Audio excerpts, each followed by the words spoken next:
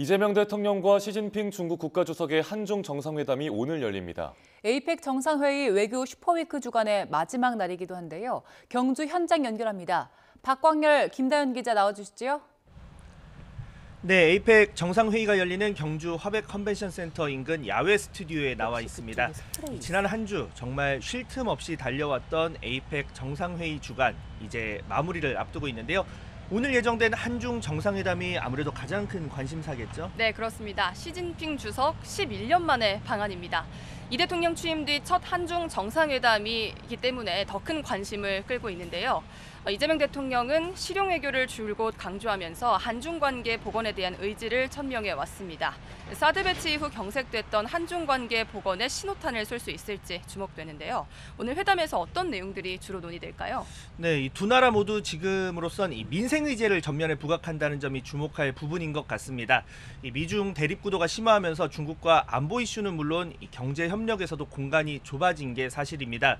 이 사드 배치 뒤 중국의 한류 제한령, 이 한한령이 대표적인데 그런 점을 감안하면 덜 민감하면서도 이 두 나라 모두에게 이득이 되는 이 경제협력 사안에 대한 논의가 오늘 이뤄질 수 있지 않을까라는 관측이 나오고 있는데요. 관련 대통령실 브리핑 들어보겠습니다. 민생이 가장 중요하다라는 모토 아래서 양국이 직면한 민생 문제 해결에 대한 주제가 하나 채택이 될 거고요. 민생 문제 연장선상에서 한반도 비핵화와 평화 실현이라는 평화의 문제에 대해서도 논의하기로 의제 협의는 봤다고 들었습니다. 네, 좀 더 세부적으로 예상을 해보자면 이 사드 배치 이후 감소했던 양국 민간 교류 확대, 또 양국 간 비자 면제 유지 등 논의 가능성이 있습니다.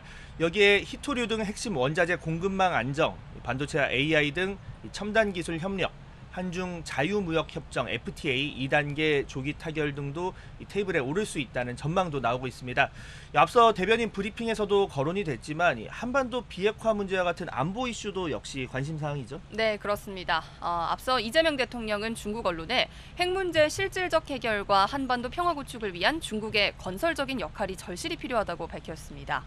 다만 미중 갈등 속 북중 밀착이 공고해지는 이 기류 속에 현실적으로 얼마나 중국의 호응을 이끌어낼 수 있을지 쉬운 과제는 아니라는 분석이 나옵니다.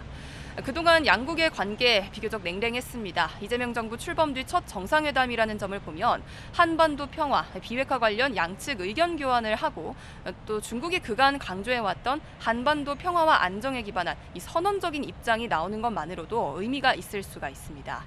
비핵화 의제와 관련해서 북한의 입장도 나왔죠? 네, 맞습니다.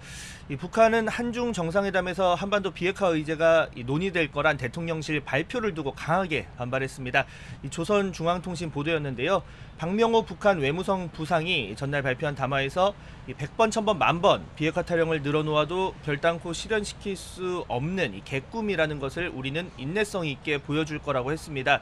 이어 한국은 기회만 있으면 이 조선반도 비핵화 문제를 거론하려고 시도하고 있다면서 이 북한의 핵 보유국적 지위를 애써 부정하고 이 비핵화 망상을 입에 담는다는 것 자체가 몰상식을 적나라하게 드러내놓는 꼴이 된다는 걸 한국은 모르고 있다, 이렇게 주장을 했습니다. 이 변수는 또 있습니다. 앞서 이 대통령 이 한미 정상회담에서 핵연료 추진 잠수함 도입 가능성을 강조하는 과정에서 이 북한과 중국 잠수함에 대한 추적 활동이 필요하다라고 언급을 했는데요. 곧바로 특정 국가의 잠수함을 지칭한 의미는 아니었다고 대통령실이 해명했지만 이에 중국 측 직접적인 표현까지는 아니지만 불편한 기색을 내비치기도 했습니다. 들어보겠습니다. 中方希望韩美双方切实履行核不扩散义务，做促进地区和平稳定的事，而不是相反。 네, 여기에 서해 구조물 알박기 같은 해양 주권 문제, 또 이 미국의 조선업 재건에 한국이 협력하는 가운데 이 하나오션 자회사에 대한 거래 제한 조치 해제 등도 이 민감한 이슈 중 하나로 꼽히고 있습니다. 네, 물론 시 주석의 방안과 이 정상회담 자체가 두 나라 관계 개선의 출발이라는 관측도 있습니다. 실제 시 주석의 국빈 방문 이 부분에 맞춰서 우리 정부도 각별한 예우를 했는데요. 앞서 이재명 대통령은 시 주석에게 환영의 뜻으로 경주의 맛을 즐기시길 바란다는 메시지와 함께 경주의 명물인 황남빵을 보자기에 포장해서 전달을 했습니다. 시 주석은 이 대통령에게 황남빵을 맛있게 먹었다며 감사의 뜻을 표했다고 강유정 대변인이 전했습니다. 한중 정상회담에 앞서 진행되는 APEC의 둘째 날 일정도 짚어볼까요? 네, 오늘 APEC 정상회의 두 번째 세션, 미래 변화에 준비된 아시아 태평양 비전을 주제로 AI와 인구 구조 변화 등 새로운 경제 흐름 속에서 아시아 태평양 지역의 신성장 동력 창출 방안을 논의하게 됩니다. 회원국 정상의 일치된 목소리를 반영한 경주 선언의 최종 문안이 도출될지도 주목되는 부분인데요. 이 관건은 다자주의, 자유무역이라는 문구가 담길지 여부가 꼽히고 있습니다. 앞서 이 대통령 어제 이 APEC 개회사에서 상호 협력과 연대를 거듭 강조하기도 했습니다. 들어보겠습니다. 협력과 연대, 상호 신뢰의 효능을 증명한 APEC 정신이 이곳 경주에서도 유감없이 발휘되기를 기대합니다. 협력과 연대만이 우리를 더 나은 미래로 이끄는 확실한 해답입니다. 네, 경주 선언은 만장일치로 채택을 해야 하는데 트럼프 2기 행정부 출범 이후 미국이 자국 우선주의를 강조하는 점은 변수로 거론되고 있습니다.